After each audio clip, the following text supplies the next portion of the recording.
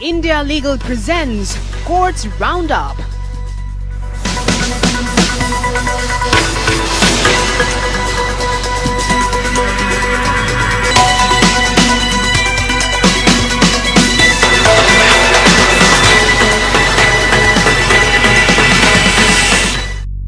नमस्कार, बहुत स्वागत है आपका हमारी खास पेशकश कोर्ट्स राउंडअप में। मैं हूं आपके साथ नेहा दुबे। इस बुलेटिन में अगले आधे घंटे हम आपको कोर्ट से जुड़ी तमाम छोटी बड़ी खबरों से करवाएंगे रूबरू। कोर्ट की कार्रवाई और सुप्रीम कोर्ट से लेकर हाई कोर्ट और लो कोर्ट्स तक के फैसलों को रखेंगे आपके सामने। शुरू करते हैं courts roundup. India Legal presents Courts Roundup.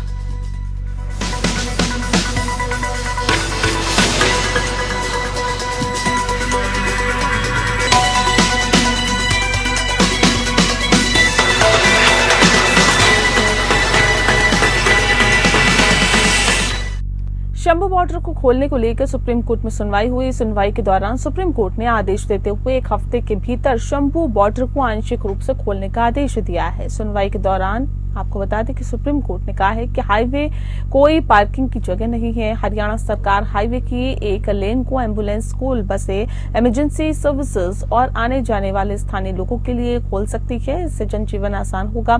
Supreme court ने डीजीपी पंजाब और डीजीपी हरियाणा के साथ ही अंबाला और पटियाला जिले के पुलिस प्रमुख की एक सप्ताह में बैठक करने को कहा है। कोर्ट ने कहा है कि हम मामले को लंबित रखते हैं, किसानों को भी नहीं लगना चाहिए और ऐसे में आपको बता दें कि उन्होंने अलग थलग और किनारे कर दिया गया है। इसके साथ ही सुप्रीम कोर्ट ने यह भी कहा है कि शंभू बॉर्डर पर प्रदर्शनकारी किसानों से बातचीत के लिए गठित किए जाने वाले पैनल की शर्तों पर संक्षिप्त आदेश पारित किया जाएगा। जस्टिस सूर्यकांत की अध्यक्षता वाली बेंच ने कोर्ट ने राज्य सरकारों की तरफ से सुझाए गए नामों पर संतुष्टि जताई है। कोर्ट ने कहा है कि राज्य सरकारों की तरफ से इस गंभीर प्रयास की सराहना हम भी करेंगे और साथ ही साथ हरियाणा सरकार ने शंभू बॉर्डर खोलने को लेकर पंजाब और हरियाणा हाईकोर्ट के आदेशों को सुप्रीम कोर्ट में चुनौती दी है। सरकार की इस याचिका पर सुप्रीम कोर्ट में सुनवाई हुई। केस में अगली सुनवाई 21 अगस्त को होगी। पंजाब और हरियाणा सरकार ने आंदोलन कर रहे किसानों से बातचीत के लिए निष्पक्ष कमेटी के सदस्यों के नाम सुप्रीम कोर्ट को दे दिए हैं और ये कमेटी सदस्य किसानों और केंद्र सरकार के बीच मध्यस्थता का काम करेगी। सुप्रीम कोर्ट ने राज्य सरकारों की तरफ से सुझाए गए नामों पर संतुष्टि जताई है। मामले की सुनवाई जस्टिस सूर्यकांत और जस्टिस उज्जवल भुइयां की बेंच कर रही है। हरियाणा की तरफ से एसजी तुषार मेहता और पंजाब की तरफ से एजी गुरमिंदर सिंह ने अपना पक्ष रखा है। सुप्रीम कोर्ट ने इससे पहले भी बॉर्डर बंद रखने पर हरियाणा सरकार को फटकार लगाई। बता दें आपको कि फसलों के एमएसपी को लेकर किसान 2024 से आंदोलन कर रहे हैं और ऐसे में सुरक्षा को ध्यान में रखते हुए हरियाणा सरकार ने पंजाब और हरियाणा के शंभू बॉर्डर को बंद कर दिया था।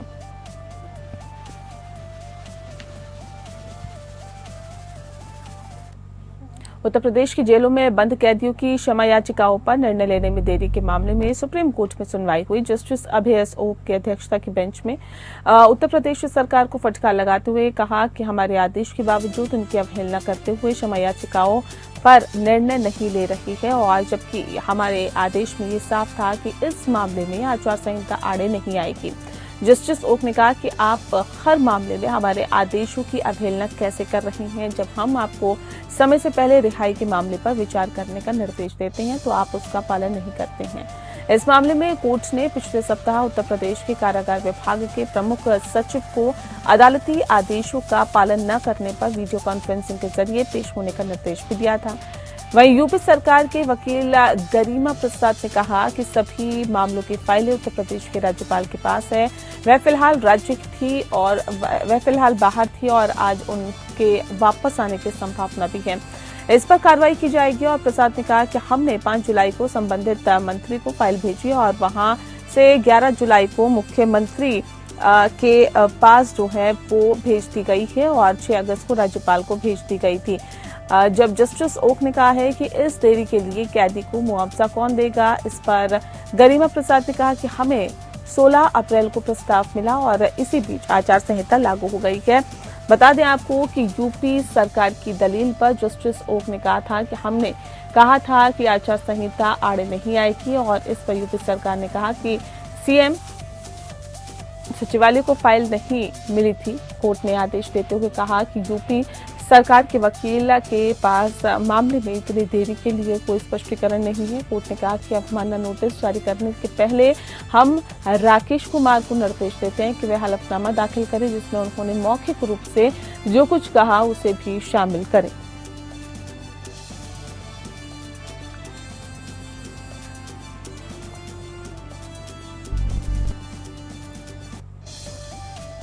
सुप्रीम कोर्ट ने हिमाचल प्रदेश सरकार की उस अपील को खारिज करते जिसमें हिमाचल प्रदेश हाईकोर्ट के उस फैसले को चुनौती दी गई थी।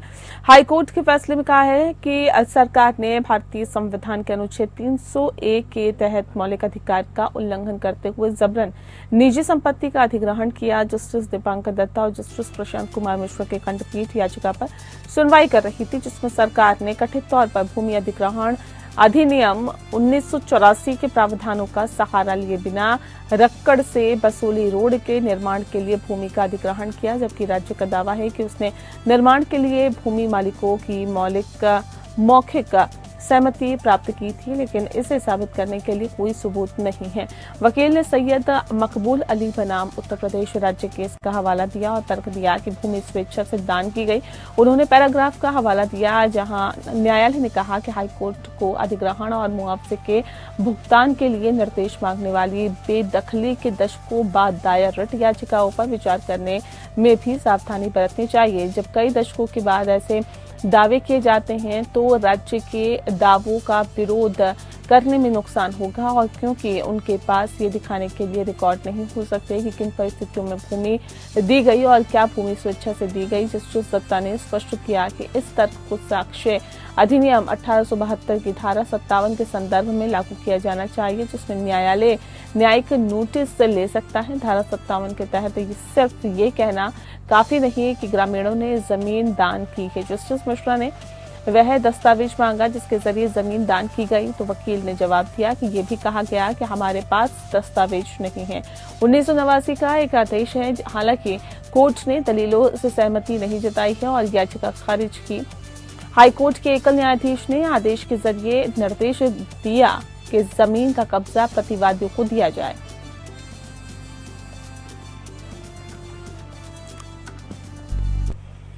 सुप्रीम कोर्ट ने कथित दिल्ली शराब नीति घोटाले से संबंधित मनी लॉन्ड्रिंग और भ्रष्टाचार के मामलों में जमानत के लिए भारत राष्ट्र समिति बीआरएस की नेता के कविता की याचिका पर सीबीआई और ईडी को नोटिस जारी किया है।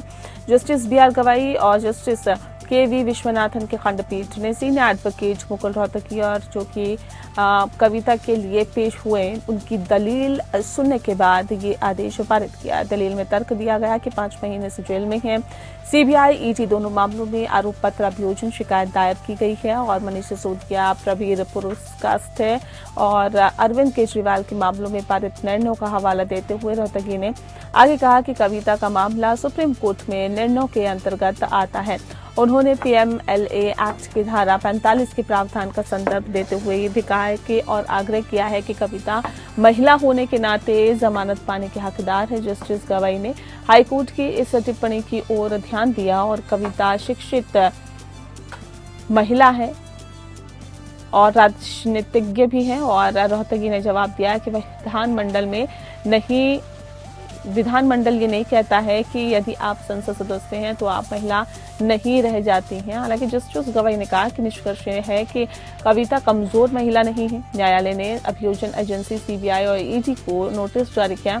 जब अंतरिम जमानत के लिए अनुरोध किया गया तो खंडपीठ ने कहते हुए इनकार किया कि बिना दूसरे पक्ष की सुनवाई के नहीं मामला 20 अगस्त को विचार के लिए सूचीबद्ध है। कविता ने दिल्ली हाईकोर्ट के 1 जुलाई 2024 के फैसले को चुनौती देते हुए वर्तमान याचिका दायर की थी। कविता 15 मार्च को प्रवर्तन निदेशालय ने गिरफ्तार किया। जब वह एजेंसी की हिरासत में थी तो केंद्रीय जांच ब्यूरो यानी सीबीआई को ट्रायल कोर्ट ने जेल में उसे पूछताछ करने के लिए अनुमति दी, जिसके बाद कविता को सीबीआई ने गिरफ्तार कर लिया। जब उन्होंने सीबीआई ईडी मामलों में जमानत के लिए ट्रायल कोर्ट का दरवाजा खटखटाया तो उनकी याचिकाएं खारिज कर दी गई थी। इसके बाद कविता ने दिल्ली हाई कोर्ट का रुख किया।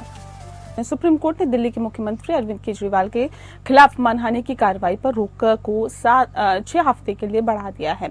ये कार्रवाई यूट्यूबर ध्रुव राठी द्वारा Bharatiya Janata party IT cell के खिलाफ कुछ आरोप लगाने वाले वीडियो को रीट्वीट करने के लिए शुरू की गई थी। जस्टिस संजीव खन्ना, जस्टिस संजय कुमार और जस्टिस R महादेवन की पीठ ने senior advocate doctor AM Singhvi, जो कि केजरीवाल की ओर से पेश हुए, उन्होंने सुनवाई के बाद यह आदेश पारित किया। सिंघवी ने बताया कि शिकायतकर्ता के साथ समझौता करने के प्रयास जारी है। उन्होंने अधिक समय मांगा क्योंकि केजरीवाल के जीवन में बहुत सी चीजें चल रही है। दूसरी ओर वादी की ओर से पेश एडवोकेट राघव अवस्थी ने कहा कि वह मांगी गई माफी का मसौदा भेजेंगे। सिंघवी ने इसका जवाब देते हुए कहा कि केजरीवाल रीट्वीट के लिए खेद व्यक्त करेंगे, लेकिन शिकायतकर्ता द्वारा तय शर्तों पर नहीं। वकील की सुनवाई के बाद पीठ ने मामले को 6 सप्ताह बाद फिर से सूचीबद्ध किया है। साथ ही निर्देश दिया है कि मानहानि की कार्रवाई पर रोक का अंतरिम आदेश जारी रहेगा। पिछली तारीख की अदालत को सूचित किया गया कि पक्ष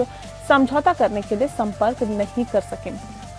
उन्हें ऐसा करने में सक्षम बनाने के लिए अदालत ने समय दिया और मुकदमे की कार्रवाई पर पहले लगाई गई रोक को बढ़ा दिया। केजरीवाल ने बीजेपी IT सेल से संबंधित कुछ आरोप लगाने वाले सोशल मीडिया प्लेटफॉर्म X पर वीडियो को रीट्वीट करने के लिए उनके खिलाफ दर्ज मानहानि के मामले के तहत वर्तमान कार्रवाई शुरू की। उन्होंने मामले में जारी समन के खिलाफ दिल्ली हाई कोर्ट का दरवाजा खटखटाया। हालांकि हाई कोर्ट ने समन रद्द करने के साथ ही इनकार कर दिया है और इस पर दिल्ली के CM ने सुप्रीम कोर्ट का दरवाजा खटखटाया है। 26 फरवरी 2024 को सिंघवी ने कहा कि केजरीवाल ये स्वीकार करने के लिए तैयार है कि रीट्वीट गलती थी। इस तरह सुप्रीम कोर्ट ने शिकायतकर्ता को ये तय करने के लिए समय दिया कि क्या वह मामले को बंद करने के लिए सहमत है।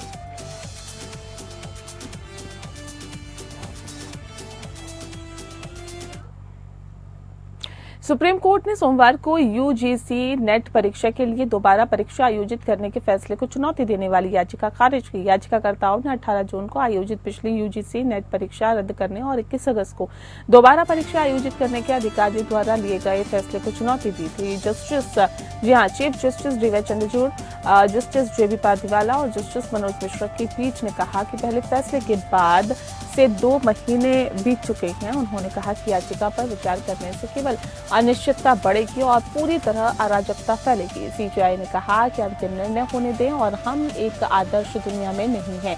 21 अगस्त को परीक्षाएं होने दें, स्टूडेंट के लिए निश्चितता होनी चाहिए। पीठ ने कहा कि परीक्षा में 9 लाख से अधिक स्टूडेंट भाग ले रहे हैं और केवल 47 याचिकाकर्ताओं ने इसे चुनौती दी है। UGC नेट 2024 परीक्षा 18 जून को हुई, जिसमें 9 लाख से अधिक अभ्यर्थी शामिल हुए थे। शिक्षा मंत्रालय ने 19 जून को परीक्षा रद्द करने की घोषणा की क्योंकि गृह मंत्रालय के तहत राष्ट्रीय साइबर अपराध खतरा विश्लेषण इकाई द्वारा परीक्षा की समझौतापूर्ण अखंडता के प्रथम दृष्टया संकेतक चिन्हित किए गए मामले को आगे की जांच के लिए CBI को सौंप दिया गया। केंद्र ने ये भी घोषणा की कि नई परीक्षा के विवरण जल्द ही जारी किए जाएंगे और उल्लेखनीय है कि उक्त निर्णय तब आया जब सुप्रीम कोर्ट पहले से ही नीट UG 2024 परीक्षा और कथित पेपर लीक को चुनौती देने वाली याचिकाओं पर विचार कर रही थी। इससे पहले न्यायालय ने वकील द्वारा UGC नेट रद्द करने की चुनौती देने वाली इस तरह की याचिका खारिज कर दी थी और बताया जा रहा है कि न्यायालय ने टिप्पणी की कि वर्तमान मामले में वकील का कोई स्थान नहीं है और अभ्यर्थियों पर छोड़ दिया जाना चाहिए कि वे न्यायालय का दरवाजा खटखटाएं।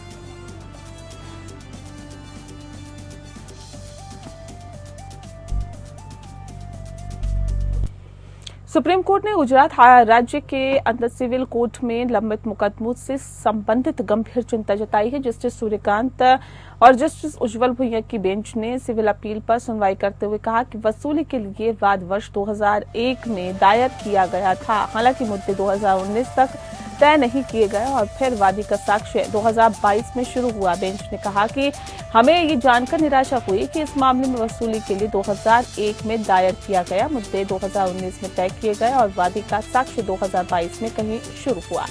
इस स्थिति पर अपनी निराशा व्यक्त करते हुए बेंच ने टिप्पणी की, अगर सार्वजनिक धन की वसूली के लिए किसी मुकदमे का यही हश्र है तो ये केवल भयावह स्थिति को दर्शाता है और न्यायिक प्रणाली की प्रभावकारिता पर प्रश्न चिन्ह लगाता है। इसे देखते हुए न्यायालय ने गुजरात हाईकोर्ट के रजिस्ट्रार जनरल को सिविल न्यायालयों में लंबित कुल मामलों और अनुपातिक कैडर संख्या सहित स्टेटस रिपोर्ट प्रस्तुत करने का निर्देश दिया। रिपोर्ट में ये भी शामिल होना चाहिए कि एक राज्य के सभी 17 प्रभागों में सिविल मुकदमों की औसत लंबितता और एक सिविल मुकदमे का औसत जीवन काल, प्रत्येक सिविल न्यायाधीश, सह न्यायिक मजिस्ट्रेट और औसतन कितने कुल मामले आवंटित किए जाते हैं। प्रत्येक न्यायालय को प्रदान की गई अवसंरचना, मानव संसाधन, कंप्यूटर, लैपटॉप और अन्य सुविधाओं का विवरण। प्रथम अपीलीय न्यायालय सत्र न्यायालयों के समक्ष कितने सिविल अपीलीय परीक्षण, विविध मामले लंबित हैं। ऐसे में प्रत्येक सिविल अपील की ट्रायल का औसत समय क्या है। प्रथम अपीलीय न्यायालयों सत्र न्यायालयों को उपलब्ध कराए गए बुनियादी ढांचे आदि का विवरण। अगर कोई अत्यधिक देरी होती है, जैसे कि मामले में देखा गया है, तो हाईकोर्ट के चीफ जस्टिस द्वारा गठित समिति द्वारा क्या उपचारात्मक उपाय सुझाए जा सकते हैं।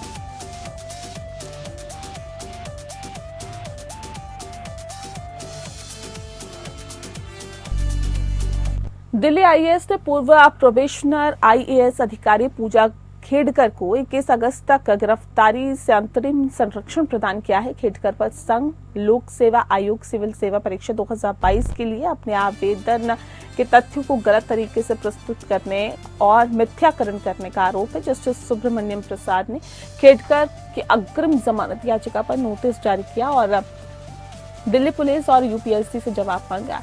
अदालत ने आदेश दिया कि खेडकर जांच में सहयोग करेगी। खेडकर को 1 अगस्त को निचली अदालत ने जमानत देने से इनकार किया।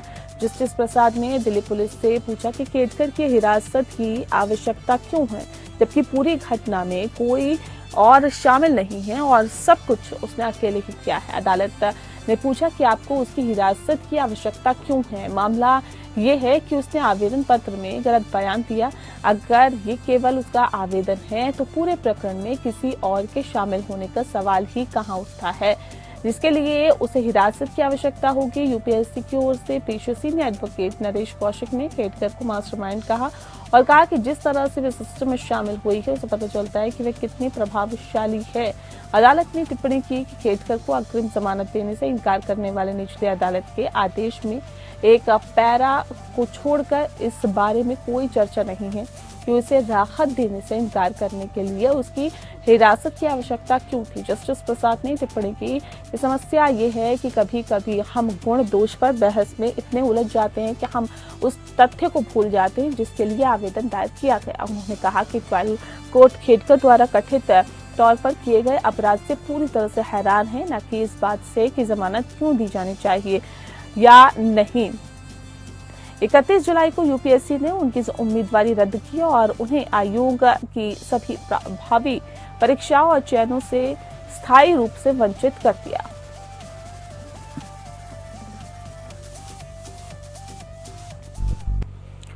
और अब आइए विशिष्ट प्रदर्शन सूट के बारे में इंडिया लीगल के वेब रिपोर्टर से जानकारी लेते हैं। दरअसल सुप्रीम कोर्ट ने कहा था कि विशिष्ट प्रदर्शन सूट की सीमा अवधि प्रदर्शन की तारीख से चलती है, अनुबंध की वैधता की समाप्ति से नहीं।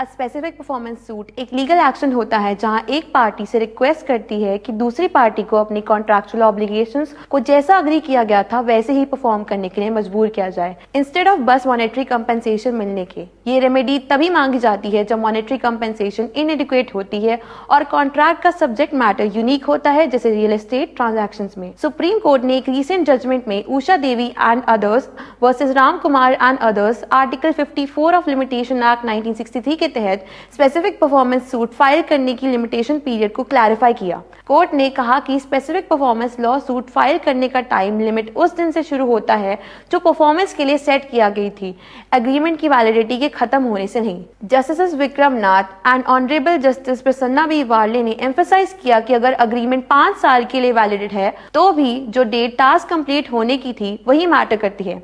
उन्होंने नोट किया कि वैलिडिटी पीरियड परफॉर्मेंस डेट को चेंज नहीं करता और लीगल एक्शन लेने की टाइमलाइन को इफेक्ट नहीं करना चाहिए।